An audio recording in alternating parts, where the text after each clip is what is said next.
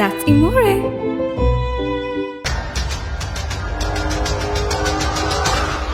The National Youth Conference 2025, organised by the National Youth Services Council, commenced this morning at the Sugatadasa Indoor Stadium in Colombo under the patronage of President Anurakumara Dissanayaka.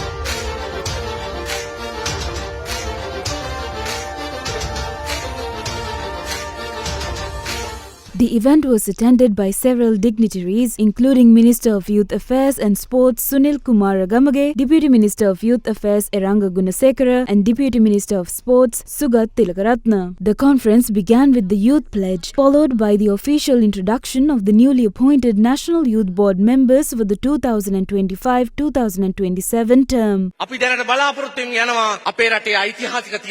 We are about to make a decisive turn in the country's history. The beloved youth representing all areas in Sri Lanka have come together and formed a youth council. However, this council must be conferred with real power.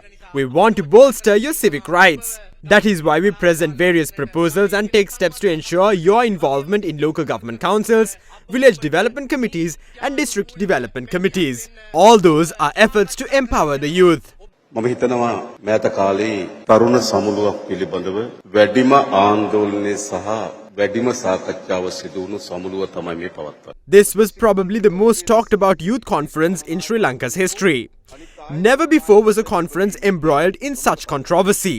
Looking at district level politics or leadership in major companies in the past, those positions were often handed down to children or close associates of political powerhouses.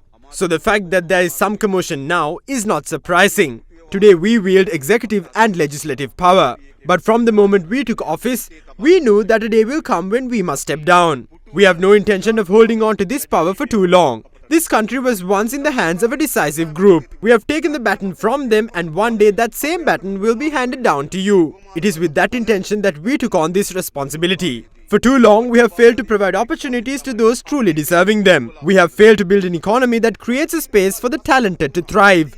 Governments must indeed create jobs, but what has happened is that the government itself has become the primary employer. We aim to modernize our government. To that end, we have secured cabinet approval to hire around 62,000 recruits into the government service. In the past, around 100,000 and 75,000 were taken in bulk without assigning clear responsibilities, wasting potential and knowledge. We will not recruit in bulk. To effectively carry out the functions of the country, we have identified a cadre requirement of 62,000. We have instructed all government institutions to fill these vacancies as soon as possible. Still, the issue of unemployment won't end there. The government must set up an economic apparatus that generates jobs. We have a plan to that end. With government interference, we intend to form an economy that fosters job creation. We also plan to implement significant educational reforms to induce such economic transformation. So what is our intention? Our intention is to build a stable and sustainable economy, and we are ready to take the necessary steps to make that vision a reality.